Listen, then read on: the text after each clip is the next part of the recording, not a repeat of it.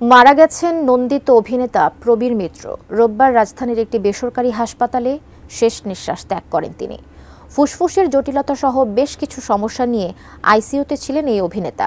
সদ্য প্রয়াত এই কিংবদন্তিকে নিয়ে বিস্তারিত থাকছে লিমা সায়ন্তের রিপোর্টে। আরে মানুষ রঙিন ফানুষ পুরাইলে ঠুস, তবু তো ভাই কারোরই নাই একটুখানি হুঁশ।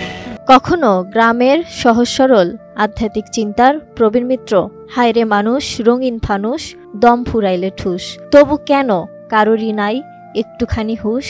সেই আক্ষেপে টালমাটাল তিনি সাদা কালো যুগের পর্দায়, কখনো বা ঢাকায় সিনেমার রঙিন নবাব হয়ে বন্দী হয়েছিলেন সাদা কালো ফ্রেমের রূপালী রিলে। তিনি আর কখনোই ফিরবেন না নতুন করে নতুন কোনো গল্পে। ৮৪ বছর বয়সেই জীবনের গল্পের ইতি টানলেন এই শক্তিমান অভিনেতা।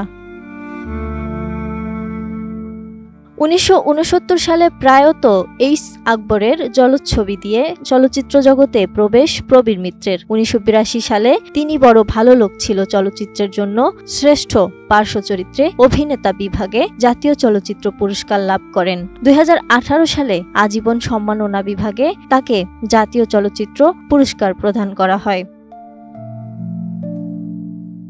তিতাস একটি নদীর নাম, জীবন তৃষা, ফকির মজনুষা, মধুমিতা, পুত্রবধূ, গায়ের ছেলে, চারুলতা, অনুরাগ সহ প্রায় ৪ শতাধিক চলচ্চিত্রে অভিনয় করেছেন তিনি।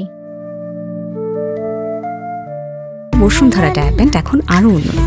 এই hot air through top sheet দ্রুত শোষণ করে সোনামণিকে দেয় কোমল অনুভূতি। নিজের প্রেমিকাকে বউ হিসেবে পেতে গ্রহণ করেছিলেন মুসলিম ধর্ম, সেই কথাও অকপটেই স্বীকার করেছিলেন তিনি।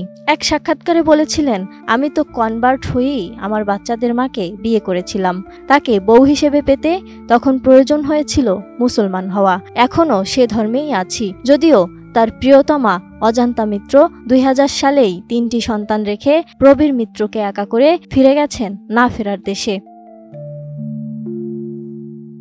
সেই সাক্ষাৎকারে প্রবীর মিত্র অভিনয় প্রসঙ্গে বলেছিলেন, অভিনয় করতে না পারলে তার খুব কষ্ট হয়, অভিনয়টা তাকে খুব টানে।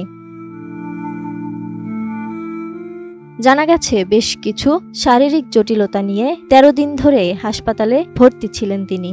শরীরে অক্সিজেন স্বল্পতা সহ বেশ কিছু অসুস্থতায় গত ২২ ডিসেম্বর তাকে রাজধানীর স্কয়ার হাসপাতালে ভর্তি করা হয়। সময়ের সঙ্গে সঙ্গে তার শারীরিক অবস্থার অবনতি ঘটে। Lima Sayanti, ATN news.